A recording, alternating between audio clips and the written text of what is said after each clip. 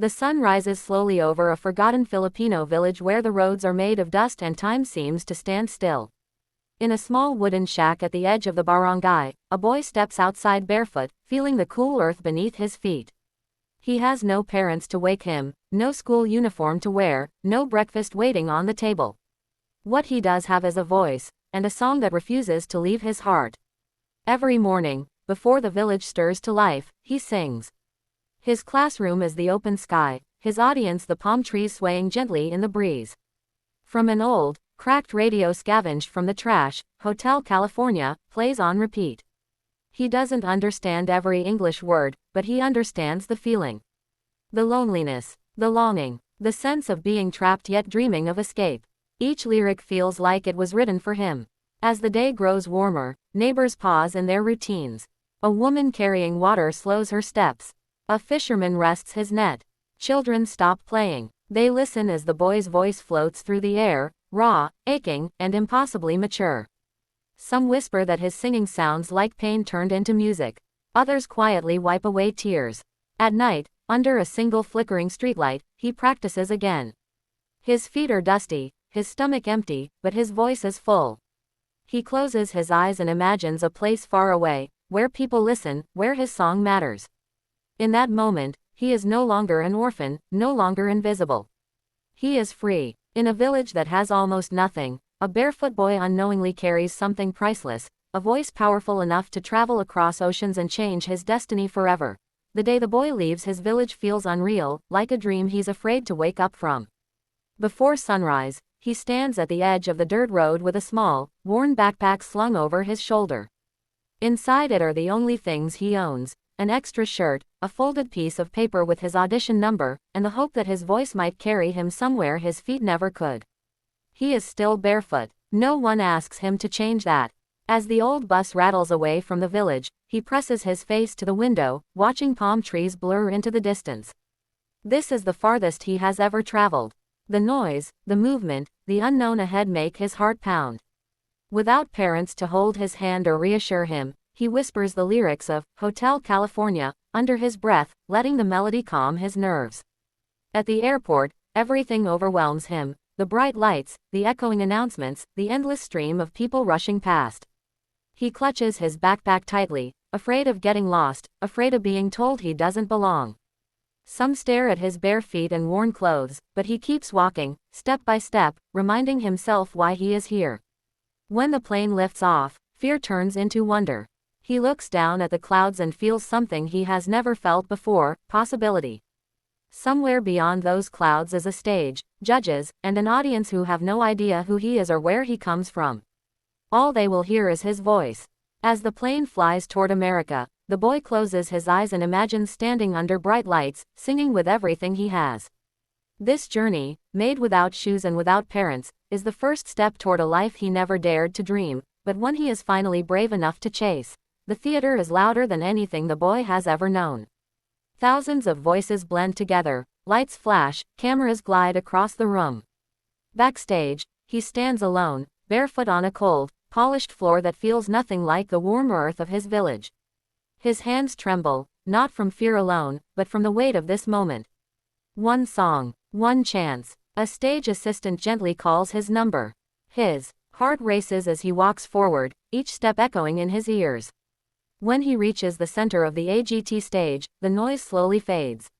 He looks up and sees the judges for the first time, especially Simon Cowell, whose serious expression makes his throat tighten. The audience notices his bare feet, his small frame, his quiet posture. Whispers ripple through the crowd. The music begins. For a brief second, he hesitates. Then he closes his eyes and sings the first line of Hotel California. The sound that comes out of him is soft but haunting, filled with loneliness and truth. The room changes instantly. Conversations stop. Phones lower. Even the cameras seem to freeze. As the song continues, his voice grows stronger, carrying stories of loss, survival, and hope. It doesn't sound like a boy copying a famous song, it sounds like someone living it. The echoes of his voice wrap around the theater, reaching every corner, every heart.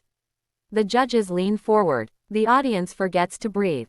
A single note hangs in the air, stretching time itself. When he finishes the verse, the silence is absolute, heavy, sacred, unforgettable. In that moment, the boy realizes something profound. No matter what happens next, he is no longer alone. His voice has been heard. As the final notes of Hotel California fade into the air, the boy lowers the microphone slowly, his chest rising and falling. For a heartbeat, there is nothing, no applause, no cheers, just a silence so deep it feels like the world has stopped. The boy wonders if he has done something wrong. Then the camera cuts to the judge's table. Simon Cowell sits unusually still. The sharp skepticism that usually defines his expression is gone. His eyes remain locked on the barefoot boy, not as a judge searching for flaws, but as someone struggling to understand what he has just felt. He leans back, exhales, and shakes his head slightly, as if words have failed him. The audience begins to react, first a few gasps, then scattered claps. Within seconds, the entire theater erupts. A standing ovation crashes over the stage like a wave. The boy blinks, stunned, unsure whether the noise is real or just another dream. Tears glisten in his eyes.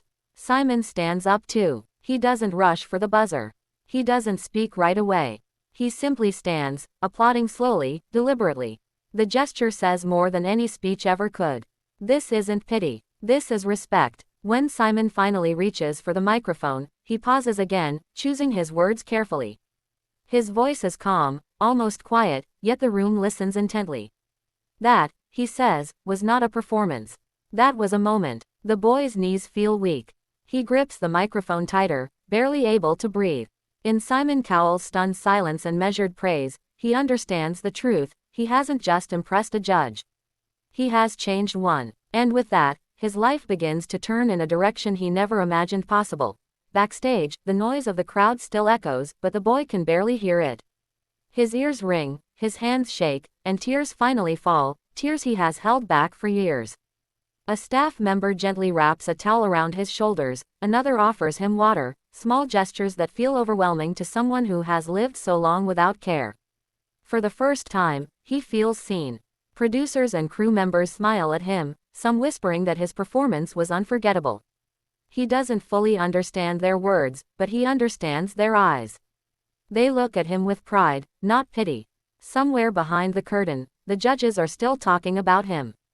His name. As the night ends, he sits quietly, feet still bare, replaying the moment in his mind, the lights, the silence, Simon Cowell standing. It feels like a doorway has opened, one he never knew existed. The song that once kept him company in the dark has now carried him into the light. News of his performance spreads quickly. Clips travel across oceans, reaching people who have never set foot in his village. Strangers leave messages of love, offering help, opportunity, and hope.